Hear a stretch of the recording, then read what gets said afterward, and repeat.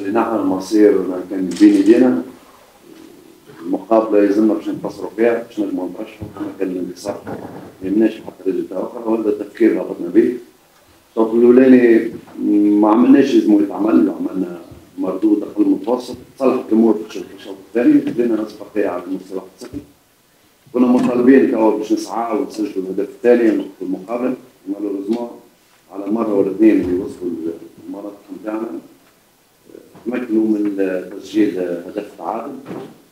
كيف الرياكسيون ما كانتش موجوده بالنسبه لي انا، اللي كيف بديت في المهمه هذه كان اوبجيكتيف كبير بالنسبه لي انا، هو الكومبيتيسيون هذه نتاع الكاف، اللي على اساس مطالبين نجموا نمشيو للكارت الفينال، وبعد تولي كل مقابله كل دور وحقيقته. النادي الافريقي عنده من الامكانيات باش يلعب على الكومبيتيسيون هذه. مالوريزمون خيبة أمل كبيرة، نتحمل واحد من الطبيعة في الوضعية كما هذه، والانترنور يتحمل أول المسؤولية. بور سيت ريزون نفكر بجدية مادام ما نجحتش في الأوبجيكتيف هذا، نفكر بجدية باش ننسحب. كما قلت لك سي ان اوبجيكتيف كبير، فما حاجات ما نحبش نطول نتكلم فيها.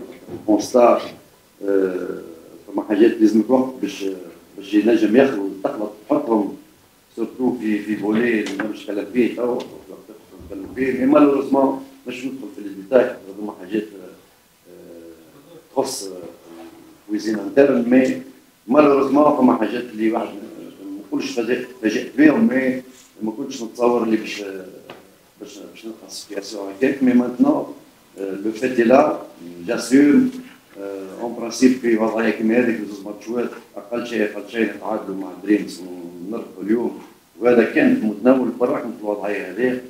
كما قلت لك نفكر بجديه باش تتر النادي الافريقي يكون احسن في الوضعيه الجايه. نتصور الميساج كان واضح، الناس الكل تحب تنجح، الناس الكل تحب تعمل بيرفورمانس، والجوارات حبوا يربحوا والجوارات عطاوا. ما نجمش نلوم حتى شيء على مستوى الرغبه ولا على مستوى اللونفي ولا على مستوى الاجتهاد ولا على مستوى تعطوا الاسباب. لازمني نحكي مع الرئيس، لازمني نحكي مع الكوميتي ديريكتور مع حاجات، وكما قلت لكم في توا سي اشو لازم ريفليكسيون خاطر الوضعيه غير طبيعيه، ولازمها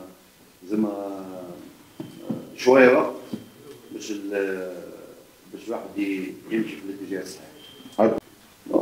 الفريق لا، الفريق هذا اللي يتبعوا شويه يشوف اللي كانوا كما ريكروتمون 8 جوالات جدد دخلوا ما كانوش موجودين في اللعبه.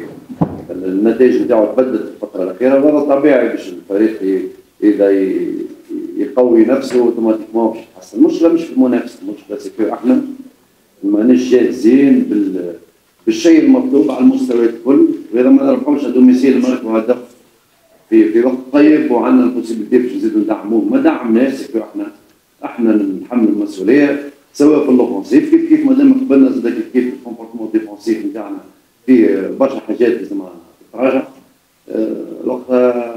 وقت تكون ماكش جاهز اوتوماتيكمون في باي كاش. مالوريزمون وانا باي كاش ماهيش ميريتي، كانوا نلعب بها حتى في الحاله هذه كنا قادرين باش نتجاوزوا وننتصروا اليوم.